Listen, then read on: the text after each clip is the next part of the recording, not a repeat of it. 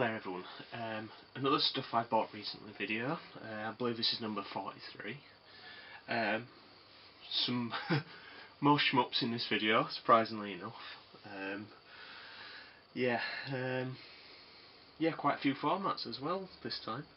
But we'll let's take a look at what I've actually got to show you. Okay, these were all pretty well priced actually, to be honest. First game I'm going to show you is Japanese Game Boy copy of R-Type. Yeah, I'm amazed by how small these boxes are. By comparison, there's the PAL copy, there's the Jap copy. Yeah, the artwork on the PAL copy is really nice actually, but there's something really kind of quite nice and subdued about the Jap copy. I quite like the artwork on this one as well, because you've got the Darksiders, whatever it's called, boss in the background there, quite stylised too. Not quite sure why they didn't use that for the full PAL artwork. But again, I've kind of talked about this game before. It's absolutely brilliant. Really good port for the Game Boy. Just kind of, yeah, a port that I never thought the Game Boy could actually do. It's fairly faithful to the arcade. Obviously there's some concessions made, but really good port. So yeah, that was quite cheap.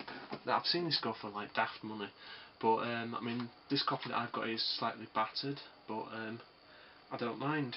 It actually cost me £3.20 plus £2 P&P, so really happy with that.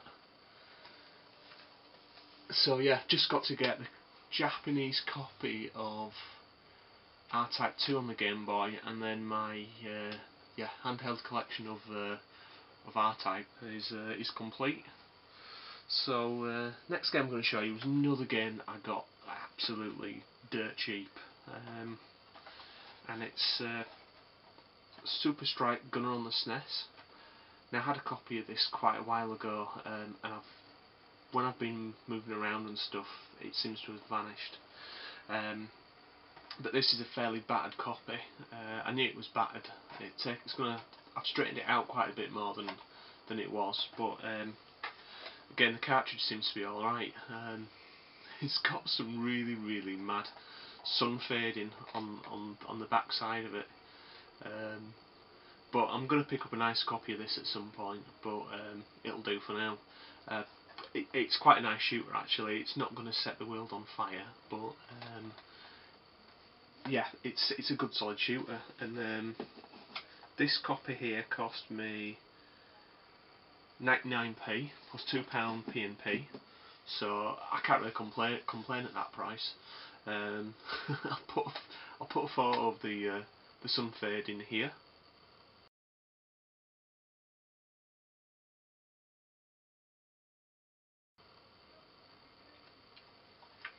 Okay, the next game I'm going to show you is it's a PS3 game I've been after for quite a while. Heard good things about it, and it's Darksiders. It's a slash 'em up, you know. I'm really kind of quite like these stuff like Dante's Inferno, Ninja Gaiden. I really love these kind of games. Loads and loads of ridiculous moves. You power your character up. This one you play one of the 4 horsemen of the apocalypse, and you lose all your powers right at the beginning, and you've got to fight your way through to regain them. Really nice port as well. I've seen the 360 version running in comparison to the PS3 version, and it's one of those rare instances when the PS3 version looks wildly better. So yeah, as I say, I've played the first 2 levels of this and I think it's absolutely great, and for the price I picked it up for, it's 11 quid brand new. Can't complain about it. It's lived up to all my expectations. So I might put a bit of gameplay of this on the end of the video.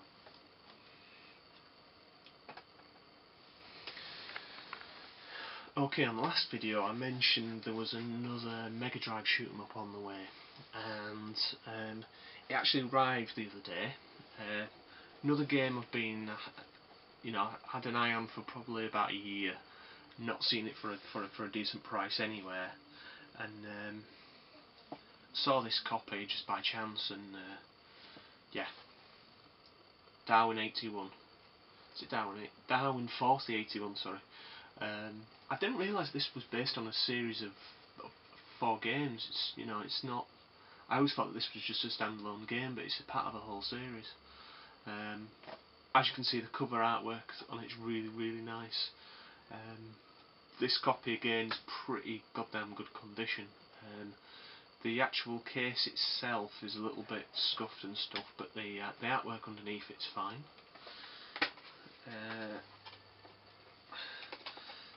This is a bit of a Mean Wilson thing, this, isn't it, to actually to talk about the condition. But the cartridge is absolutely mint. There's not a thing wrong with it. There's no stick appeal, no scuffs or anything like that. It's spot on. And the same thing with the manual. The manual is lovely. There's a little bit of, you know, scuffs on the front, bends on the front there, but I mean, the artwork is absolutely brilliant. You probably can't see that on this video, but I'll try and put some pictures on. It's really nice. I'm not sure how the game plays. It looks pretty complicated. It seems to be kind of it's about evolution of your actual ship. I think that's the bit of the kind of like the gameplay dynamic in it. But loads and loads of really kind of lovely, interesting artwork in there. So not cranked this one up yet, but yeah, really enjoying getting these Mega Drive games. I think you'll have probably seen the 3 I got in the last video, still kind of completely and utterly blown away by Gaiares, playing that quite a lot. Yeah, I'd gone a bit mad with PC Engine and the Mega Drive, I think, as I've said before, but I'm thoroughly enjoying collecting games for those systems. Still probably a few more games on the way before Christmas. I'm going to be away for quite a bit of Christmas. Well, not too bad around Christmas. It's the New Year where I won't be around very much. So yeah, the amount of videos are going to steadily decrease, I should think, in the run up to that period. What I'm playing at the moment, I'm playing Gaiares quite a lot. I'm playing through Assassin's Creed 2 again because I'm really close to getting 1,000 achievement points on it, and my bloody game save went missing. Luckily, the achievement that I've got, I need to get, well, achievements I need to get, I kind of linked with finishing the game, which I think I can play through it pretty quickly, and collecting all the feathers in the game. So